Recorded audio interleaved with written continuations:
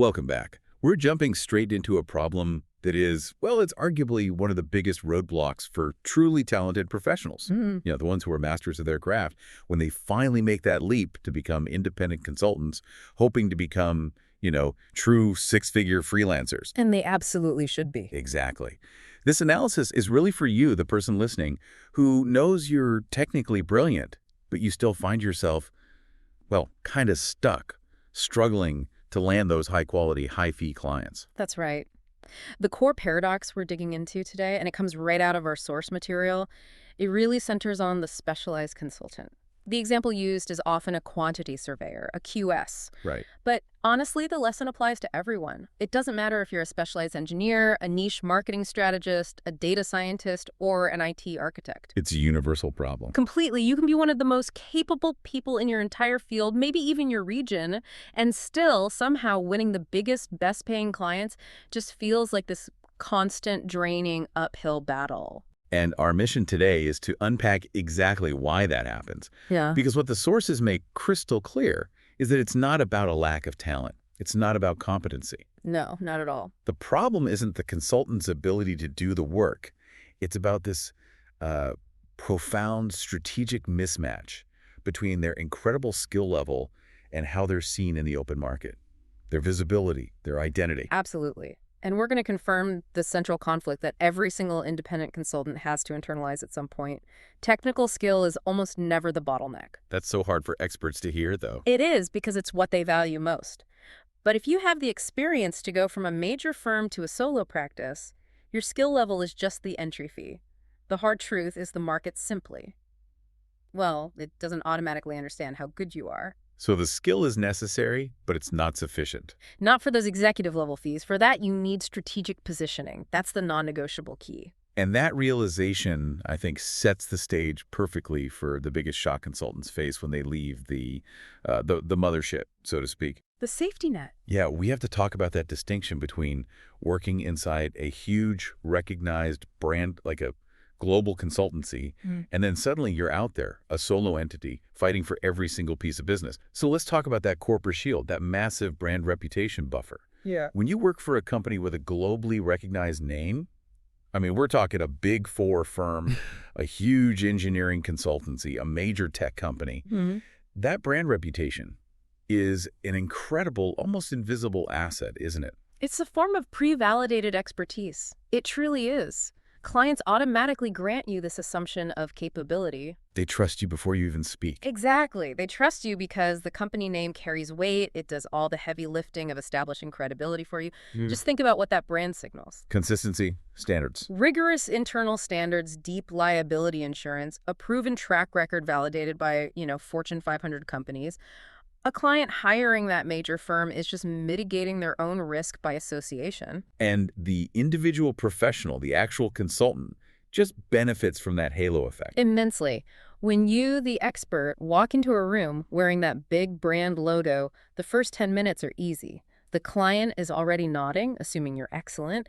Your technical skill is just the confirmation, not the thing you have to prove from scratch. But here's where it gets really interesting, and where the sources pinpoint that critical shift for anyone aiming to be a six-figure freelancer. It's the moment. When that professional goes independent, poof, that safety net is gone. That corporate logo, the thing that gave you automatic trust and authority, Yeah. it just vanishes overnight. And that's a shock to the system. Now, wait a minute, though. Surely if you work for Deloitte or McKinsey or a name like that, putting that on your CV or your LinkedIn still carries enormous weight, doesn't it? Does that not mitigate the loss? That's a fair point, and it's the exact trap that most highly credentialed people fall into. Listing a past employer, yes, it establishes your experience, but it fails to establish your authority as an independent solution provider today. The client knows you were good there in that system, but they don't know if you can translate that capability to their specific immediate problem right here, right now, in this independent format. The dynamic completely shifts. Completely. You could have the exact same level of technical mastery, the same decade of experience, but suddenly the market just doesn't see it the same way. So the market stops relying on the external brand signal, Yeah. the name of the firm, and starts relying entirely on your signal. Correct. And this is the moment technical skill stops being the thing that gets you hired and becomes just table stakes. It's the bare minimum to even be considered. So what gets you hired now? What actually gets you hired in this independent stage is your positioning. Okay, let's analyze that word for a minute. Positioning. It can sound like marketing jargon, but what does it actually mean in the context of winning, six-figure contracts? Positioning is fundamentally how you are perceived relative to your competition, and more importantly, relative to the client's urgent, specific need. It's the curated, intentional story you tell about the specific, high-stakes problems you solve for the very specific people you help. So it's not just what I do. No. If you relied on your internal reputation, Mm-hmm. say, inside your old firm, you are known as the best QS for complex projects. That internal, passive reputation has almost zero market visibility outside of a few personal contacts.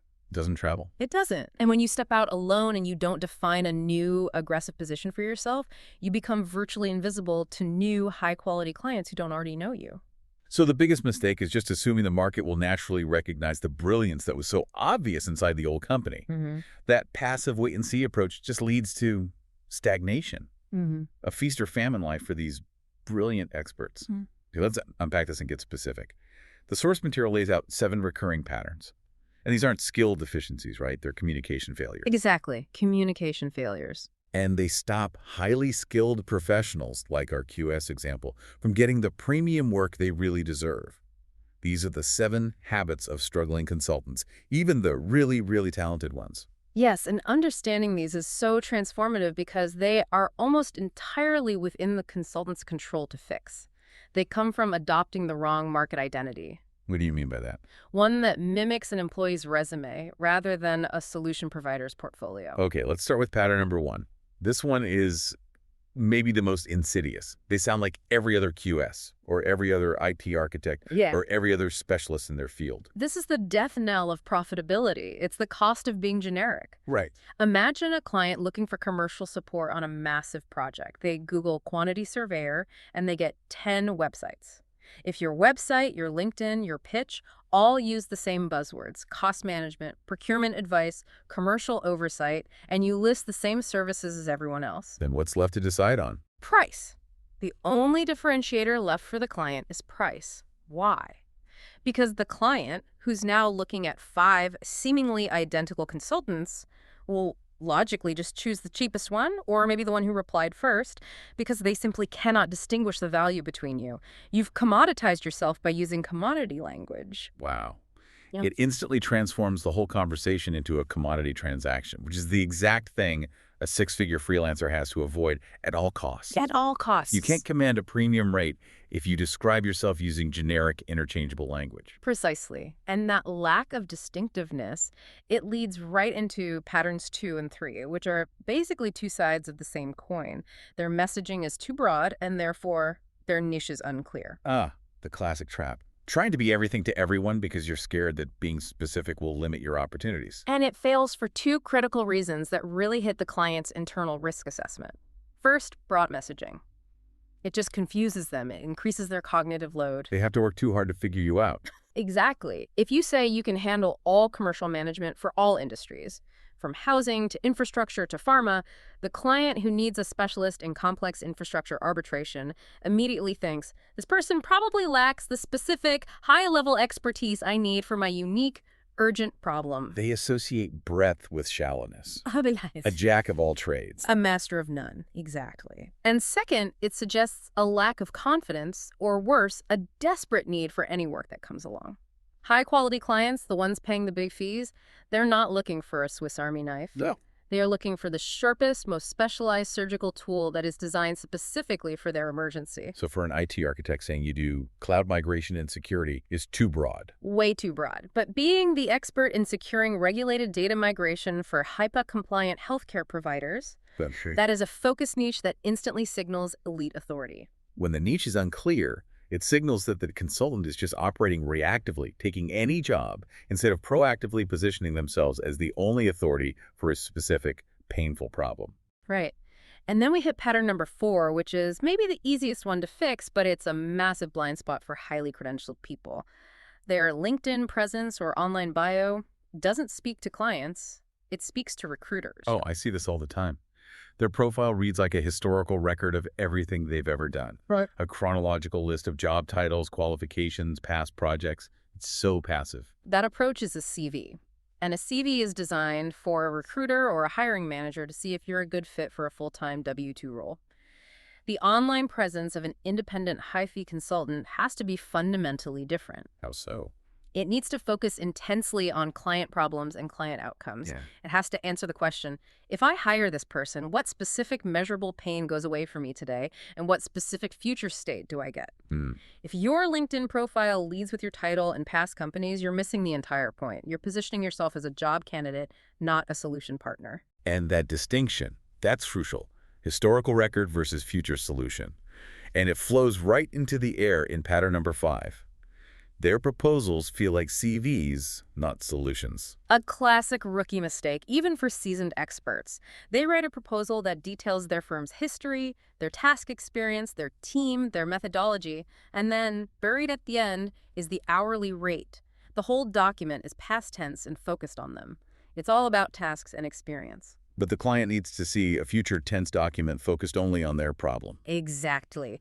A winning proposal is focused entirely on the client's current urgent problem, which is usually costing them time, money, or market share right now. It details the steps to the desired outcome, minimizes their risk, and shows a clear path to getting there.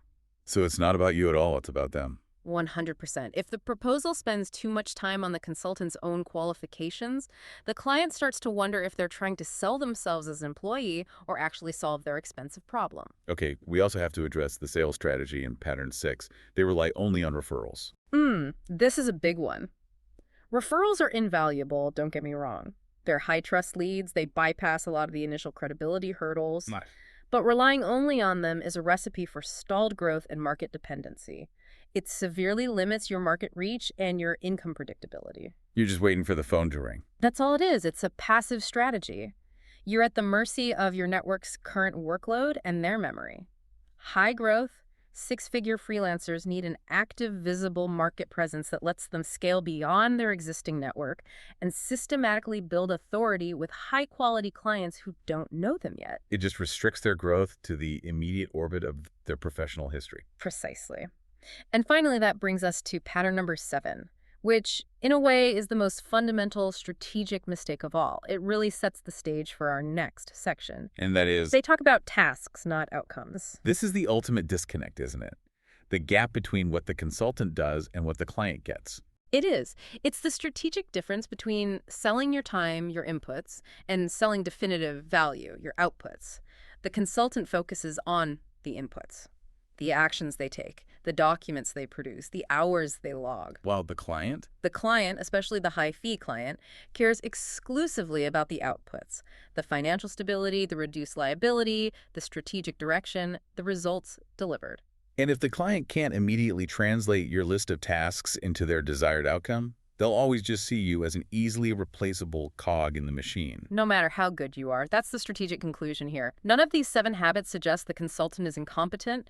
The problem is just a pervasive lack of clarity and positioning. Meaning the clients with the best, highest paying work, Yeah. they just can't see the value you offer through all the noise of generic task descriptions. Exactly. They can't see the signal for the noise. So let's really dig into this distinction between tasks and outcomes. We can use the QS example from the source, but let's make sure we translate it for all the technical experts listening. We need to detail the specific tasks the professional might advertise. Okay, sure. These are the things that sound technical, maybe even complex, but they don't really move the client's commercial needle in a way that makes them willing to pay a premium. So for a quantity surveyor, that's things like preparing BOQs, bills of quantities. Which is basically a detailed shopping list. Right, a list of materials and labor. Or they'll advertise handling variations in claims, providing detailed estimates, offering procurement advice, or just general commercial oversight. Notice how procedural all of that sounds. They're all inputs. Necessary functions, yes, but when you advertise them, they're not good enough drivers for high-quality clients. So for the IT architect, the task would be saying, I execute server migrations. Right. Or for the marketing strategist is, I run SEO audits. These are just steps in a process. They're the means, not the end. When a consultant focuses their messaging on these tasks, they are basically saying, I will do the things that everyone else in my field does, just maybe slightly better. It just immediately commoditizes the skill set. Yeah. A construction client hears BOQ and thinks, I can get 10 people to do that for a basic rate. Of course. The technical ability to do the task is a given. It's a baseline requirement, not a unique selling proposition that justifies a premium fee. So what's the shift? The client isn't hiring a person to generate a document or manage a process. They are hiring a person to solve a huge, expensive, potentially project-killing problem. They're hiring you to make their life predictable and stable. Okay, so let's flip the perspective entirely. This is where that six-figure freelancer mindset really comes into play. Let's talk about the 5 high-level outcomes that the sources identify, the things clients are truly looking for and are more than willing to pay a premium for. The first one is foundational. It ties directly into the #1 fear of every high-stakes project owner: reduce risk. We have to quantify this value. Construction projects, huge IT migrations, they are all inherently risky. Financial exposure can run into the millions. Absolutely. So when a QS consultant can credibly promise to reduce the financial or legal exposure related to contract problems or scope changes, they're not selling hours. They're selling peace of mind. They're mitigating the risk of a catastrophic loss. It's like an insurance policy against disaster. And that value proposition is worth exponentially more than the fee for just calculating estimates. If the client is facing a potential $2 million liquidated damages claim, and you come in and position yourself as the person who can protect them from that loss, your fee, even if it's $100,000, becomes trivial in comparison. And for the IT architect, this is the difference between performing a security check, a task, and promising 0 personal data exposure from our system upgrade. An outcome. You're selling certainty. Outcome number 2, fewer surprises. This is about proactive management, sure, but it's also about reducing emotional stress for the client. Oh, clients despise the unexpected. The unforeseen cost overrun, the regulatory penalty, the 2-month delay that wasn't flagged early enough. These surprises burn cash, and they destroy the internal credibility of the client's own project manager. So you're saving them money and saving face? Yes. When a consultant is hired to provide clear financial direction, they're really selling predictability. They are positioning themselves as the critical early warning system that avoids headaches in emergency board meetings. Outcome number 3, clear financial direction. And the source is specific. It doesn't say bookkeeping or budget reporting. It says direction. This elevates the consultant to a strategic partner. It means giving actionable guidance that impacts the bottom line and improves ROI. It's helping the client understand not just what they spent last quarter, but where they should strategically invest or cut to hit a goal next quarter. So with high-level insight. High-level insight that makes the consultant a strategic partner, not just a service provider logging numbers. For a marketing expert, it's shifting from, I created 50 pieces of content, the task, to, I identified the 3 highest converting funnels, which cut your customer acquisition cost by 30%. That's translating data into command decisions. Precisely. Outcome number 4. Faster decisions. In high-stakes environments, ambiguity isn't just frustrating, it's actively costly. Time is money. We hear it all the time, but it's true. Think about a project facing a daily penalty, a $10,000 a day penalty, because a critical commercial decision is stalled. The consultant who can cut through the noise, provide clarity, and enable swift, confident decision-making, they offer a massive competitive advantage. They stop the bleeding, they save the client time, and avoid huge penalty fees. The value is quantifiable based on the clock you stop for them. And finally, outcome number 5. Someone who protects their commercial position. This is the defensive strategic value that moves way beyond passive reporting. This goes beyond just managing budgets. It's having an expert who is actively safeguarding the client's interests against partners, contractors, anyone. It's knowing someone is aggressively in your corner. Right. Making sure they don't get taken advantage of or face unnecessary liability. For a QS, this means proactively managing claims, scrutinizing contracts for loopholes, and ensuring the client's financial and legal interests are paramount. It's an insurance policy and a strategic defense all in one. It is. And the implication of all this is enormous. If you, the consultant, fail to communicate these high-value outcomes clearly, confidently, and consistently, if you just stick to describing tasks, clients make a very practical, rational default choice. And what's that default choice? They hire the consultant who does articulate these outcomes, even if that consultant is, as the source notes, not necessarily the best QS, just the most visible and understandable one. Wow. That's a powerful, maybe even humbling realization for someone listening. It is. The market rewards clarity and visible confidence over latent, uncommunicated competence. The high fees go to the person who makes the value obvious, immediate, and easy to quantify. You're reducing the cognitive effort the client has to expend to figure out why they should hire you. You solve the business case for them before they even have to ask about the fee.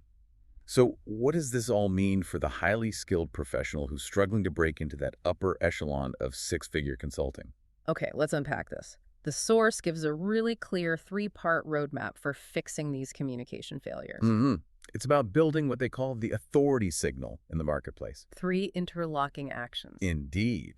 The transformation requires shifting your identity from an expert who waits to be discovered to an authority who proactively demands attention and directs the client conversation. Okay, so let's detail the first step required for this transformation. Clarify your niche. This is non-negotiable. It's about defining precisely who you serve and what specific high-stakes problem you solve for them. We talked about why broad messaging fails. It dilutes your value. Exactly. Clarifying your niche is the direct antidote. So instead of being a QS for all construction, you become the commercial expert who specializes in reducing variation risks on large-scale hospital projects in the Northeast. Or for IT. The IT architect focused on eliminating downtime risk for cloud-based financial trading platforms. The specificity sounds scary to some people, though. Won't they miss out on opportunities outside of hospitals or financial trading? That's the classic fear, but the reality is the exact opposite.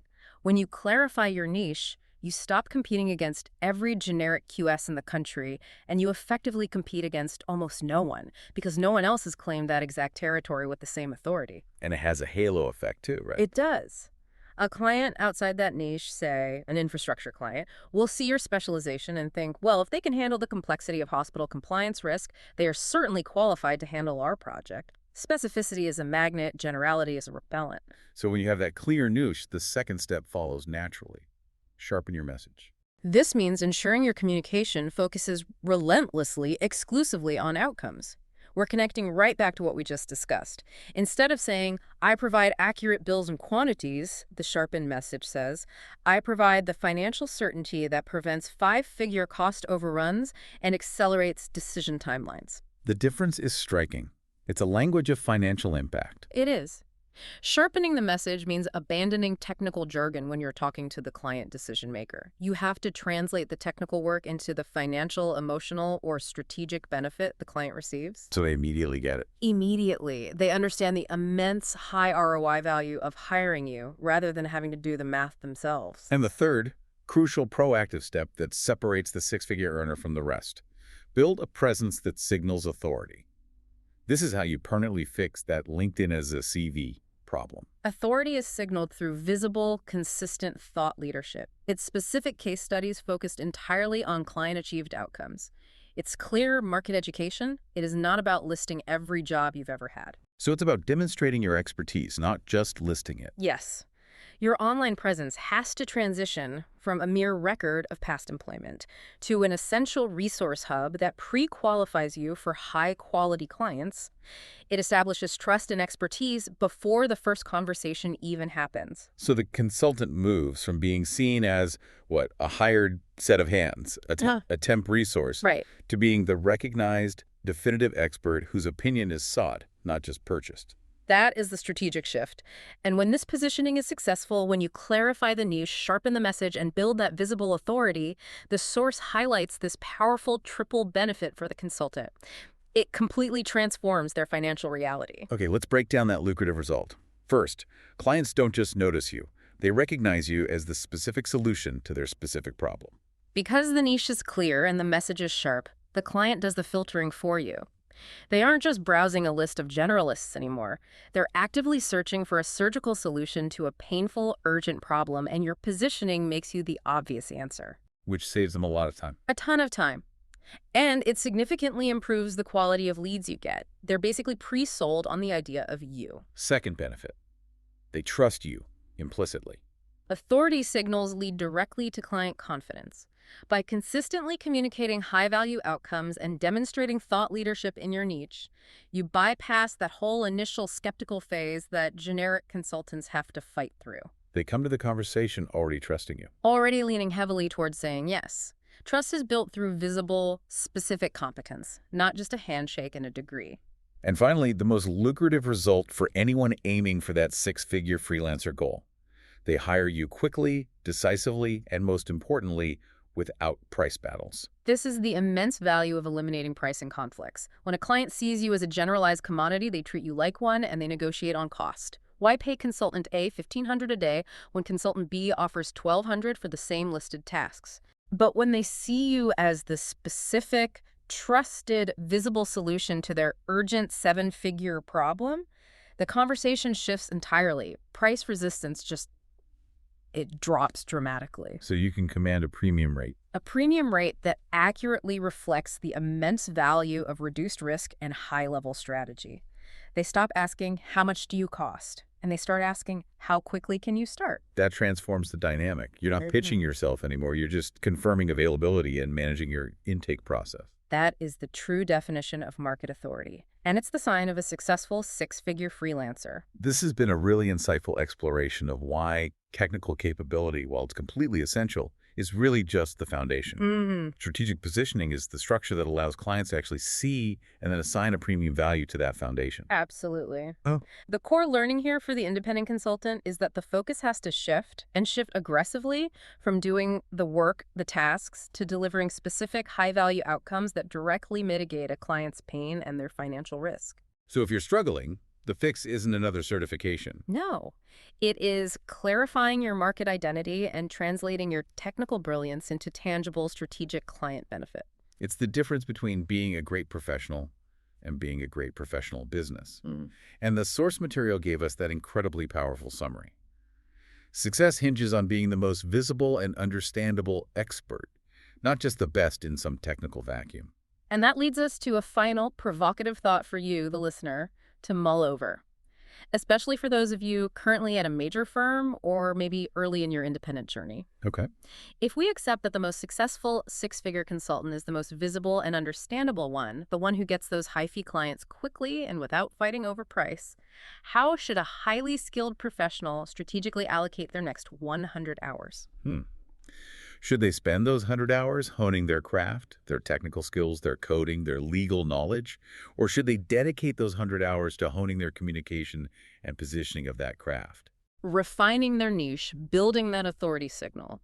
Where is the real, measurable return on investment for the next stage of your professional growth going to come from? That's a powerful question. That is the strategic question that separates the highly compensated six-figure freelancer from the highly capable but perpetually struggling expert. Thank you for joining us for this analysis. Until next time.